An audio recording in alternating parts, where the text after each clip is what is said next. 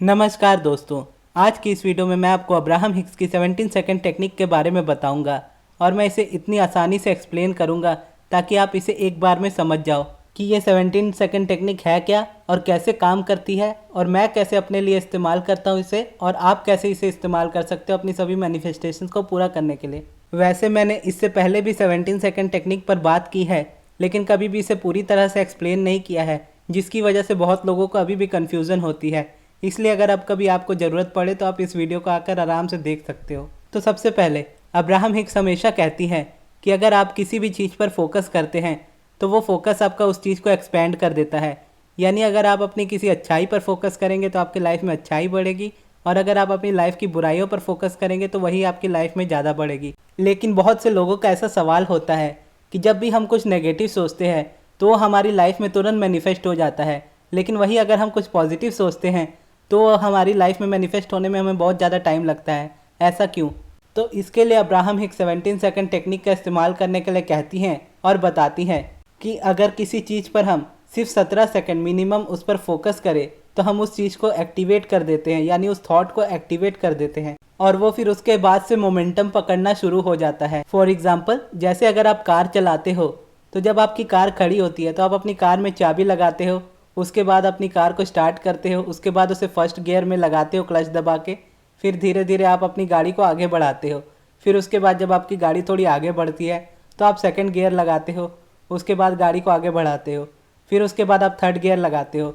इस तरह से आपकी गाड़ी का मोमेंटम बनता है और उसके बाद आपकी गाड़ी की एक पर्टिकुलर स्पीड इतनी हो जाती है कि वो मेन रोड पर भागने के लिए तैयार होती है। उसके बाद उसे आप जितनी भी स्पीड पर चलाते जाओ, आपको बस गियर चेंज करना है और वो स्पीड आपकी बनती जाएगी। लेकिन वहीं पर आप एक खड़ी गाड़ी को फिफ्थ गियर पर नहीं चला सकते। उसके लिए पहले आपको मोमेंटम देना होगा उस गाड़ी को, फर्स्ट गियर से सेकंड गियर, सेकंड गियर से थर्ड, थर्ड से फोर्थ, फोर्थ से फिफ्थ, तब आप फिफ्थ गियर पर चला सकते हो। और जैसा कि लोगों का सवाल होता है कि नेगेटिविटी जल्दी मैनिफेस्ट होती है, लेकिन अगर हम कुछ अच्छा सोचे तो वो मैनिफेस्ट नहीं होता। और उसका आंसर मैं आपको इस कार वाले एग्जाम्पल से यही देना चाहूँगा कि जब आपका माइंड नेगेटिविटी में होता है तो वो नेगेटिविटी के फिफ्थ गियर में होता है, यानी उसकी मोमेंटम इतनी ज़्यादा तेज होती है कि आप उसे चेंज नहीं कर सकते। और वहीं पर आप उसे चेंज करने के लिए जाते हैं तो आपके लाइफ में नेगेटिविटी और ज़्यादा बढ़ने लगती है। तो सबसे पहले ऐसे टाइम में अब्राहम हिक्स आपको शांत होने के लिए कहती हैं कि सबसे पहले आप शांत हो जाइए, उसके बाद से आप शुरू से मैनिफेस्ट करना शुरू कीजिए। यानी आप अपने लाइफ के क्रिएटर हैं, लाइफ के चेंजर नहीं है। यानी अगर आपकी लाइफ में कोई चीज़ हो रही है और वो आपको नहीं पसंद है तो आप उसे चेंज करने के बजाय उसे क्रिएट करना शुरू कीजिए। यानी आपकी नेगेटिविटी की जो गाड़ी है और जो फिफ्थ गियर पर चल रही है, पहले उस गाड़ी को रोकिए। रोकने के बाद एक नया मोमेंटम क्रिएट कीजिए जिससे आप एक पॉजिटिविटी की गाड़ी को चलाओ और उस गाड़ी को फिफ्थ गियर तक लेकर जाओ ताकि आप उसे आराम से रोड पर चला सको और आपकी लाइफ में कोई नेगेटिविटी ना आए उस वजह से। और अब मैं बताता हूँ कि इसमें 17 सेकंड टेक्निक कैसे काम करती है। और जब आप समझ जाते हो कि आप अपने लाइफ के क्रिएटर हो, उसके बाद आपको अपनी लाइफ में मोमेंटम देना शुरू करना है अपने थॉट्स को एक्टिवेट करके। और वो आपको कैसे करना है उसका एग्जाम्पल मैं आपको देता हूँ मेरी ही लाइफ से कि मैं कैसे 17 सेकंड टेक्निक का इस्तेमाल करता हूँ मेरी लाइफ में। जब मुझे ये वीडियो बनानी थी तो इसके लिए मुझे कमेंट मिला था कल मेरी वीडियो में, उसमें उन्होंने कहा था कि उन्हें 17 सेकंड टेक्निक पर वीडियो चाहिए। तो जैसे ही मैंने उस कमेंट को पढ़ा उसी समय मेरे माइंड में इस वीडियो के लिए टाइटल आ गया और उसके बाद मैं टाइटल सोच रहा था कि इस वीडियो के लिए मैं क्या टाइटल रखूँगा। 2 से 3 टाइटल मेरे माइंड में आए, उसके बाद मैंने एक सेलेक्ट किया और इसे सिलेक्शन करते करते मिनिमम 17 सेकंड हो चुके थे। और अब्राहम हिक्स कहती है कि जब आप 17 सेकंड तक किसी थॉट को एक्टिवेट करते हो तो उसके बाद वो मोमेंटम गेन करता है, यानी उसके जैसे थॉट्स आपको दूसरे आने लगते हैं। तो जब मैंने 17 सेकंड तक ये डिसाइड किया कि मुझे क्या टाइटल रखना है, उसके बाद मुझे इस वीडियो का इंट्रो मेरे माइंड में आ गया कि मुझे उसे कैसे बोलना है।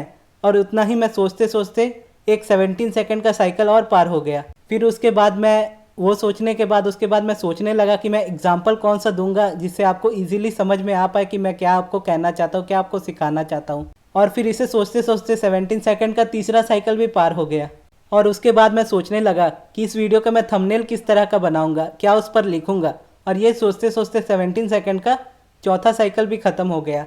यानी ये 17 सेकंड के साइकिल के 4 साइकिल हुए जिसके मिनट्स टोटल होते हैं 68 मिनट्स। और यही 17 सेकंड मैनिफेस्टेशन की टेक्निक है। इसमें आप पहले 17 सेकंड में अपने थॉट को एक्टिवेट करते हैं और उसके 4 साइकिल बनाकर उस चीज़ को मैनिफेस्ट करते हैं 68 सेकंड पर जाकर, जैसे मैंने इस वीडियो को किया। जब मेरी वीडियो का ये आइडिया मेरे पास आया तब खाली मेरे माइंड में थॉट था, एक उसका टाइटल था, लेकिन जैसे ही वो 17 सेकंड के 4 साइकिल कंप्लीट हुए, 68 सेकंड तक आते आते मेरे माइंड में ही मेरी ये वाली वीडियो पूरी तरह से तैयार हो चुकी थी और मुझे बस इस पर एक्ट करना था और ये वीडियो अपलोड करनी थी, जो कि आपके सामने है। अब ये तो मैं थोड़ा अच्छे से कर लेता हूँ क्योंकि मेरी इसमें प्रैक्टिस हो चुकी है 17 सेकंड की। अब मैं आपको बताता हूँ कि मैंने शुरुआत कैसे की थी। जब मैंने अब्राहम हिक्स की टीचिंग्स को अच्छे से फॉलो करना शुरू किया था, यानी समझना शुरू किया था, तब मैं भी बहुत रेजिस्टेंस में था और मुझे भी समझ में नहीं आता था कि मैं मेरी लाइफ में क्या करूँ। यानी अपने इमोशनल साइकिल पर मैं भी एकदम लो पर था, जैसे एंगर, फ्रस्ट्रेशन, डिप्रेशन, स्ट्रेस, इस तरह के इमोशन में था मैं भी। और मैं भी चाहता था कि मैं जॉय की फ्रिक्वेंसी पर आ जाऊँ, क्योंकि अब्राहम हिक्स कहती है कि जॉय की फ्रिक्वेंसी ही मैनिफेस्टेशन की फ्रिक्वेंसी है। अगर आप मैनिफेस्ट करना चाहते हो तो आपको हायर फ्रिक्वेंसी में रहना होगा। और उस वक्त मैं अपनी नेगेटिविटी की गाड़ी पर 5th गियर पर था और मेरे लिए भी बिल्कुल भी आसान नहीं था कि मैं उसे रोक पाऊँ और वापस से पॉजिटिविटी की तरफ आऊँ और उसे 5th गियर पर लेकर जाऊँ। लेकिन अब्राहम हम सबको समझती हैं, इसीलिए उन्होंने ईजी टेक्निक दी। उन्होंने कहा कि तुम डायरेक्ट कभी खुश नहीं हो सकते क्योंकि तुम्हें मोमेंटम गेन करने में टाइम लगेगा, क्योंकि तुम डायरेक्ट 5th गियर पर गाड़ी नहीं चला सकते। पहले तुम्हें 1st और 2nd गियर पर सीखनी होगी, उसके बाद तुम 3rd 4th जाके फिर तुम 5th पर चला सकते हो। फिर जब मैंने मेडिटेशन करना शुरू किया और उसके बाद जो 5th गियर की गाड़ी थी मेरी नेगेटिविटी की, उसे वापस मैंने रोका और उसके बाद न्यूली उसे मेंटेन करना शुरू किया, यानी नए मोमेंटम के साथ उसे बढ़ाना शुरू किया।